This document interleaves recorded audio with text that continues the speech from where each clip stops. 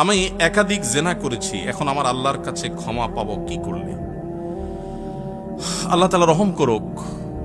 অনেক ভাইরা আছেন বিভিন্ন পাপে লিপ্ত হওয়ার পর শয়তান তাদেরকে এত বেশি ভয় দেখায়, অতিরিক্ত ভয় দেখায়। ভয় যতটুকু আল্লাহকে পাওয়া দরকার তার চাইতে বেশি যদি পায় তাহলে বুঝতে হবে শয়তানে দেখাচ্ছে। ওটা কে দেখাচ্ছে? শয়তান দেখাচ্ছে।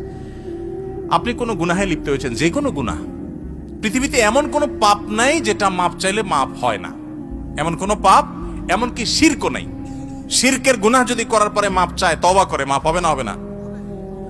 তওবা ছাড়া মারা গেলে মাফ করবেন, এটা ভিন্ন বিষয়, কিন্তু তওবা করলে সেটাও মাফ হবে। তাহলে বোঝা গেল জেনা ব্যভিচার হয়ে গেছে, অন্য কোনো অনাচার হয়ে গেছে, অবশ্যই মাফ করবেন আল্লাহ তাআলা। হ্যাঁ, মানুষের হক নষ্ট করেছেন। যুবক ভাইয়েরা 3-4 বন্ধু মিলে চা দোকানে চা খেতে বসেছেন, বাসে উঠেছেন, গায়ে জোর আছে, বাহুতে শক্তি আছে।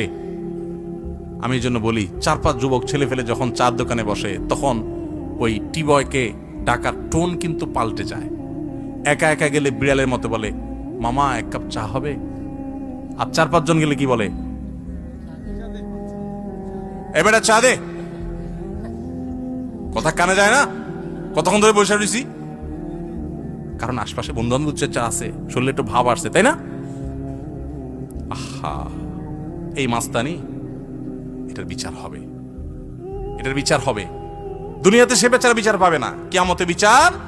বুড়া বলে আপনি হাজী সাহেব হয়ে গেলেন, মাগার ওই যৌবনকালে যে মাস্তানি করে আসছেন, গুন্ডামি করে আসছেন, তার বিচার আল্লাহ করবেন। So be careful.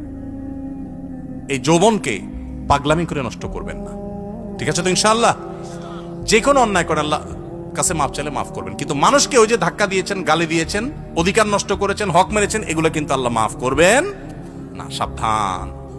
এই জন্য নবী করিম সাল্লাল্লাহু আলাইহি ওয়াসাল্লাম বলেছেন, সেদিন আসার আগে মাফ চেয়ে নাও, যেদিন কেউ কাউকে ছাড় দিবে না, কেউ কাউকে ছাড় দিবে না। গালি দিয়েছেন, রিকশালা ভাড়া দেন নাই, চুন থেকে নুন খসছে, কথা থেকে কথা বাড়ছে, তর্ক হয়ে গেছে, যাবাটা দিলাম না, কি করতে পারবি কর, চলে আসছেন।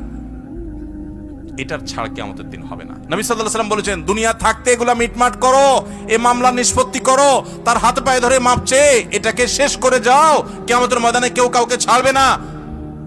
অন্য কোনো অন্যায় করেছেন, জেনা হয়ে গেছে, আল্লাহর কাছে মাপ চাইছেন, তওবা করছেন, লজ্জিত হয়েছেন, আর কখনো করেন না, ফিরে আসছেন, ইনশাআল্লাহ মাফ করবেন আল্লাহ তাআলা। আল্লাহ বলেছেন, লা তাকনাতু মির রাহমাতিল্লাহ, আল্লাহর রহমত থেকে নিরাশ হইও না। ইন্নাল্লাহা ইয়াগফিরুয যুনুবা জামিআ, আল্লাহ সব গুনাহ মাফ করে দিবেন। অতএব জেনা করলেও আল্লাহ তাআলা কি করবেন? মাফ। কিন্তু তওবা করতে হবে খাঁটি অন্তরে, আর করা যাবে না, অনুতপ্ত হতে হবে।